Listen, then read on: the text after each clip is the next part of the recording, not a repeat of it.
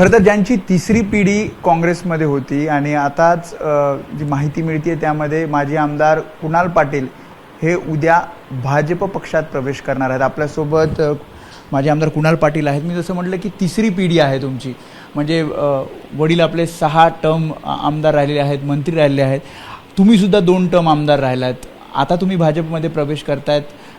काय विचार घेऊन तुम्ही पुढे जातायत, काय ठरवलंय?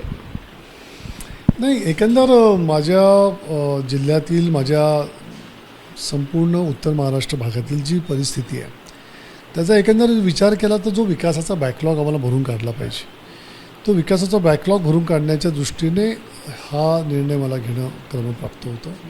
कारण गेल्या 10 वर्षामध्ये आपण बघितलं असेल की भारतीय जनता पक्षाने ज्या पद्धतीने संपूर्ण देशामध्ये आणि सन्माननीय देवेंद्र फडणवीस साहेबांच्या नेतृत्वाखाली महाराष्ट्रामध्ये ज्या पद्धतीने विकासाचं वातावरण निर्माण केलेलं आहे, प्रलंबित प्रश्नांना ज्या पद्धतीने त्यांनी सोडवणूक करण्याचं काम केलेलं आहे, आमच्या भागामधले जे काही प्रलंबित प्रश्न होते ते सोडवण्याकरता देवेंद्रजींचा फार मोठा पुढाकार आहे। आणि हे सगळं वातावरण एकंदर बघतात आमच्या कार्यकर्त्यांमध्ये, आमच्या सर्वसामान्य जनतेमध्ये ही भावना निर्माण झाली आहे की विकासाच्या प्रवाहामध्ये आपल्याला राहिलं पाहिजे आणि हा उत्तर महाराष्ट्राचा आपल्या जिल्ह्याचा विकासाचा अनुशेष आपण भरून काढला पाहिजे। 70-75 वर्ष एका पक्षाशी एकनिष्ठ राहणं, मी जसं म्हटलं की तिसरी पिढी आहे, त्यानंतर तुम्ही भाजपमध्ये प्रवेश करतायत, सगळा विचार सारासार करून हा निर्णय घेतला गेला।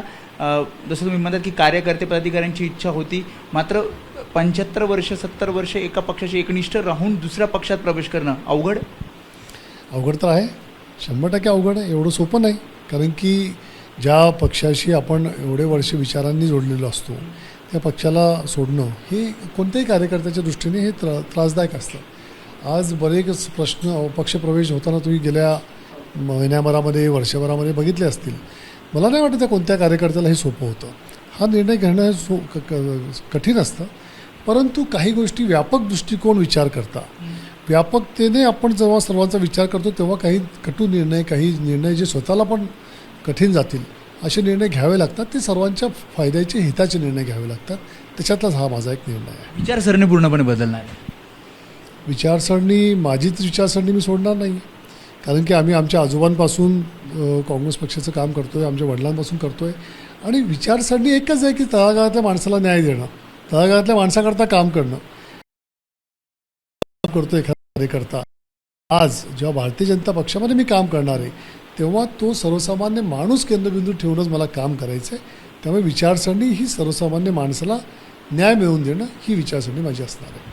तुम्ही नाराज होतात, अशा काही बातम्या मध्यंतरी आल्या, कोणावर नाराज होतात? काँग्रेस नेतृत्वावर नाराज होतात, काँग्रेस संघटनेवर नाराज होतात? काय म्हणजे तुम्ही जेव्हा भाजपमध्ये प्रवेश करतायत काँग्रेसमध्ये काहीतरी असेल जेणेकरून तुम्हाला वाटतं की भाजपमध्ये प्रवेश करायचा आहे? नाही, नाराज असल्याच्या माझ्या बातम्या तुम्हाला कधीच ऐकायला मिळाल्या नसतील, कारण की मी जेव्हा काँग्रेस पक्षाचं काम करत होतो तोपर्यंत मी काँग्रेस पक्षाचा एकनिष्ठ सैनिक म्हणून काँग्रेसचं काम केलं।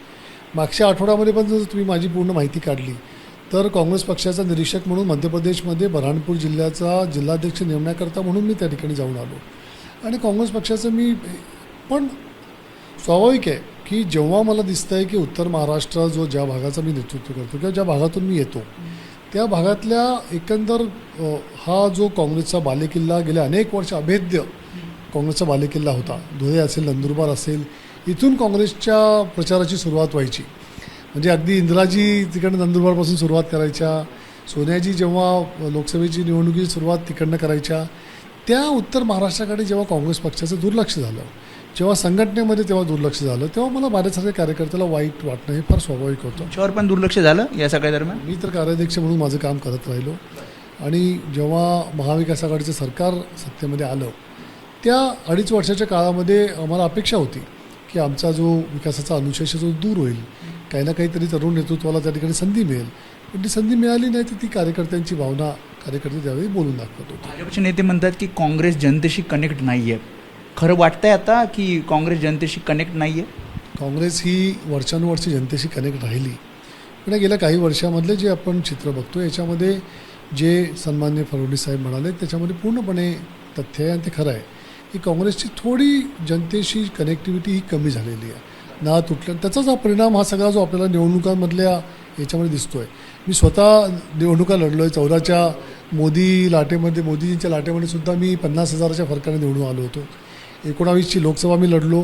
जेव्हा मला माहिती होतं की पराभव डोळ्यासमोर दिसत असताना राहुल गांधींचा आदेश म्हणून मी लोकसभेची निवडणूक लढलो.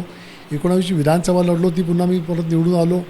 आता तेव्हा मला जाणवतं आहे, तेव्हापासून तर जे काँग्रेसचा जो संपर्क सर्वसामान्य माणसाशी होता, तो जे काँग्रेसमधले नेते आज स्वतः टिकून आहेत, ते स्वतःच्या कर्तृत्वावर, स्वतःच्या बळावर त्या ठिकाणी टिकून आहेत, पण काँग्रेस पक्ष म्हणून त्या ठिकाणी ती संधी मिळत नाही, हे दुर्दैव आहे. शेवटचा प्रश्न, नेतृत्वाशी तुम्ही बोललात की पक्षप्रवेश किंवा काय जी नाराजी आहे किंवा का मी प्रवेश करत आहोत, हे काँग्रेसच्या नेतृत्वाला तुम्ही बोललात. राहुलजींशी माझं बोलणं होऊ शकलं नाही, पण काँग्रेसच्या काही नेते मंडळींशी मी बोललो आणि त्यांना मी माझी अडचण समजावून सांगितली. शेवटी अनेक वर्षानुवर्ष आम्ही सोबत काम केलं आहे आणि सहकारी म्हणून बरोबर राहिलेलो आहोत. त्यामुळे त्यांना माझ्या अडचणी सांगणं, माझी भूमिका सांगणं, माझ्या भावना सांगणं माझं कर्तव्य होतं. त्यांनी सांगितलं की जाऊ नका, मार्ग काढू.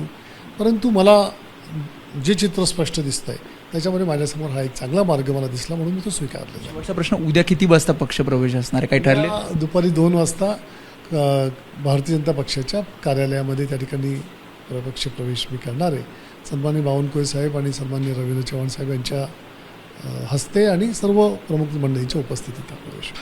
त्यामुळे हे होते माझे आमदार कुणाल पाटील. त्यांनी आपली भूमिका सांगितली की आपण काँग्रेस सोडून एक 70-75 वर्षाचा जो एकनिष्ठ ते राहिले, ते का आपण काँग्रेस सोडत आहोत आणि भाजपमध्ये का प्रवेश करत आहोत, त्यांची भूमिका त्यांनी स्पष्ट केली. आणि उद्या दुपारी 2 वाजता त्यांचा भाजपमध्ये पक्षप्रवेश होणार आहे. कॅमेरामॅन दीपेश महाजनसह मी वेदांत नायब, एबीपी माझा, मुंबई. एबीपी माझा, उघडा डोळे बघा नीट.